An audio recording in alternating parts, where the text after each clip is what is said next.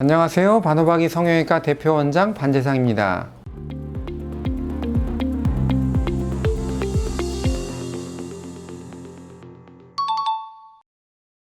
간단하게 말하면 배가 늘어졌을 때, 그럴 때 지방흡입만으로는 그 뱃살을 제거하지 못할 때 그 살을 잘라내야 되잖아요. 그 잘라내는 수술을 복부 성형이라고 합니다.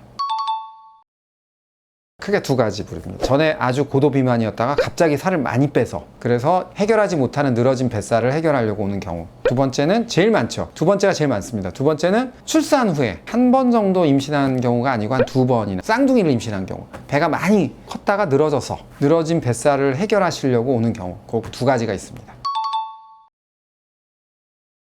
어떤 거냐면, 좀 많이 늘어지신 분들은 배꼽에서부터 그 음부까지 늘어진 살들을 다 제거하는, 그걸 보고 이제 전체 복부 성형이라고 그러고요. 조금만 늘어져 있으면, 약간 늘어져 있다, 그거의 한 반 정도만 제거를 합니다. 그거는 미니 복부 성형이라고 표현합니다. 크게 그렇게 두 가지가 있습니다. 아래쪽에서 자르는 방법도 있지만 위쪽 가슴 밑에서 자르는 방법도 있고요. 모아서 이렇게 수직으로 자르는 방법도 있고, 여러 가지 자르는 방법이 있는데 가장 흔하게 하는 유형을 두 가지를 말씀드린 거고요. 나머지 타입은 한국에서는 별로 하지 않습니다. 나머지 것들은 흉터가 굉장히 많이 남습니다. 아주 간단하게 이해하시면 됩니다. 그러니까 뭐냐면, 늘어져 있으니까 그 늘어진 살들을 이제 제거하는 거죠. 제거하면 흉터가 좀 적게 남아야 되잖아요. 그래서 흉터는 팬티 라인을 따라서 이렇게 이 골반에서부터 이 골반까지 전체 복부 성형의 경우는 기다랗게 잘라내게 돼요. 우리가 비키니 라인이라고 그러는데 그 라인을 따라서 남게 되고요. 미니 복부 성형 같은 경우는 그거보다는 한 5분의 3 정도의 길이로 흉이 남게 됩니다. 그리고 이제 전체 복부 성형의 경우는 그렇게 잘라내고 나면 이만큼 배꼽이 쑥 밑으로 내려올 수 있잖아요. 그러니까 배꼽을 새로 원래 있던 위치에다가 새로 만들어주게 됩니다. 네, 안 보이게 했으면 저도 좋겠는데, 문제는 지금까지 우리가 현실적으로 피부를 꼬맸을 때 흉터가 안 남게 하는 기술이 없습니다, 현재로서는. 그래서 성형외과 의사는 꼬매는 테크닉이나 꼬매는 위치, 꼬매는 방향, 이런 거를 잘 조절을 해서 흉터가 가능하면 덜 남게 하는 거죠. 덜 남게 하는 겁니다. 이런 수술을 하러 와가지고 이제 그런 질문들을 하죠. 흉터가 너무 심하다. 제가 드리는 얘기는, 이 세상에 둘 다는 다 취할 수가 없습니다. 그러니까 늘어진 뱃살을 갖고 사시던가, 아니면은 이 정도 흉터가 남는 요 방법을 택하던가, 이제 그렇게 하는 수밖에 없습니다.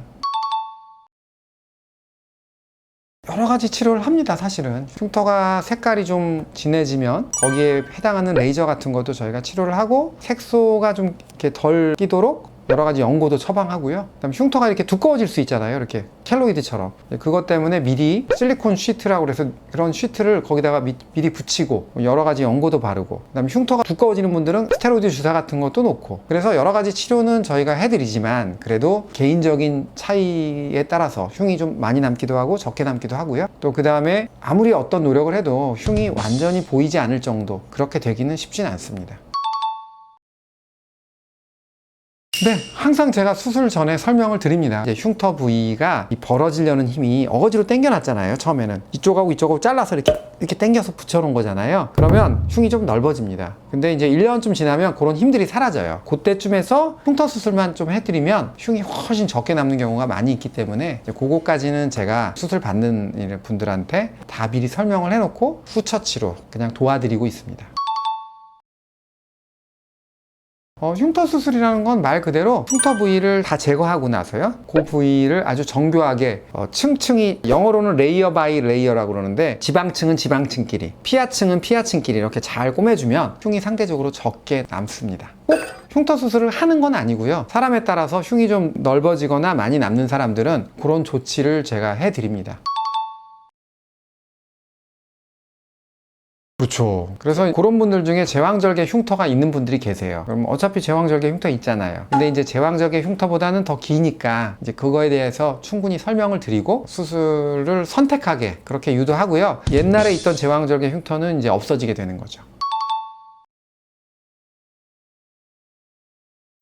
당연히 이제 다시 늘어질 수는 있겠지만은, 예전에 늘어진 상태에서 더 늘어지는 거하고 배가 팽팽한 상태에서 임신을 하는 경우하고는 분명히 다를 것이고요. 그래서 복부 성형은 원칙적으로는 마지막 임신, 마지막 출산을 하고 나서 그때 하시는 게 좋습니다.